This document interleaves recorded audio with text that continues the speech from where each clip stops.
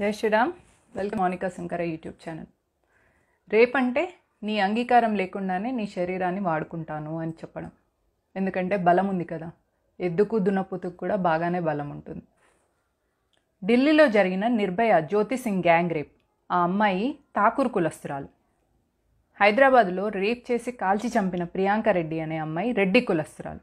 ఈ రెండు కేసులలో ఎవ్వడూ కులం గురించి మాట్లాడలేదు.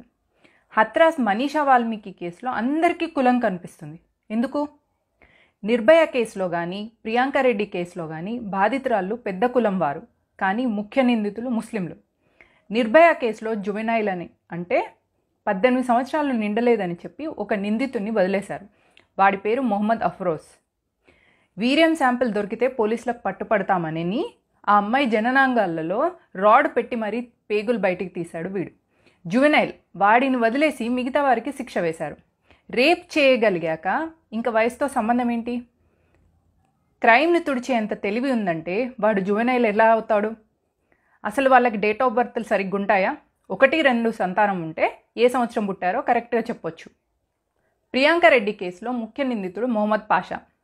ఈ కేసులో మొత్తం ముస్లిం సమాజాన్ని తప్పుపట్టే దమ్ము లేనప్పుడు హత్రాస్ మనీషా వాల్మీకి కేసులో దళిత మహిళ అని చెప్పి, జై భీమ్ అని చెప్పి, అగ్రకులాల వాళ్ళు దళితులని, దళిత అమ్మాయిల మీద అత్యాచారాలు చేస్తున్నారని హెడ్డింగ్స్ పెట్టే హక్కు ఎవడిచ్చాడు మీకు? పిచ్చి పిచ్చి హెడ్డింగ్లు పెట్టి మొత్తం హిందువుల్ని ఎందుకు టార్గెట్ చేస్తున్నారు?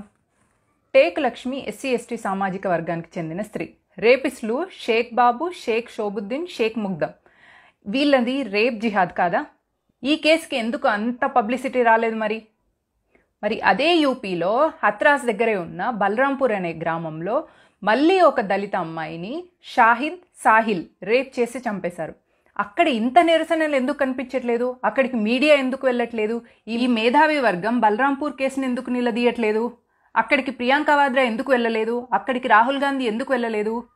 కుల రాజకీయం చేసి హిందువుల్ని గిల్టీ ఫీల్ అయ్యేలాగా చేసి ప్రభుత్వాన్ని పడగొట్టాలి.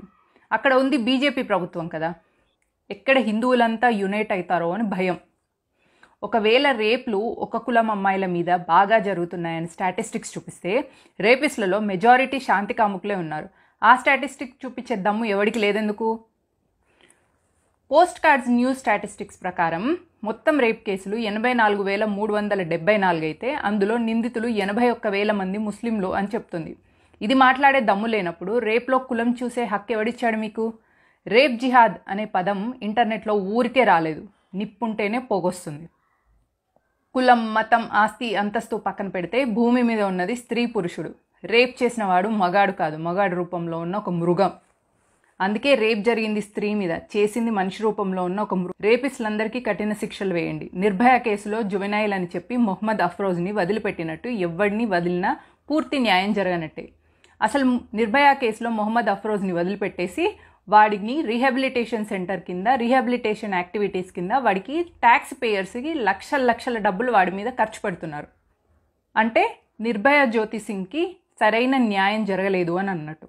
ప్రియాంక రెడ్డి కేసులో తప్ప ఇంతవరకు ఏ రేప్ కేసులో 100% జస్టిస్ రాలేదనే చెప్పాలి. కఠినమైన చట్టాలు పెట్టండి, దోషుల్ని శిక్షించండి, ఆడపిల్లల్ని కాపాడండి. రేపిస్ట్ మతం చూసే దమ్ము లేనప్పుడు రేపైన అమ్మాయి కులం చూసే హక్కు ఎవడిచ్చాడు? మనం కాపాడేది అమ్మాయిని కాదు, ఒక బిడ్డను కని మోసే గర్భాన్ని. It's not a girl, it's a womb. జై హింద్.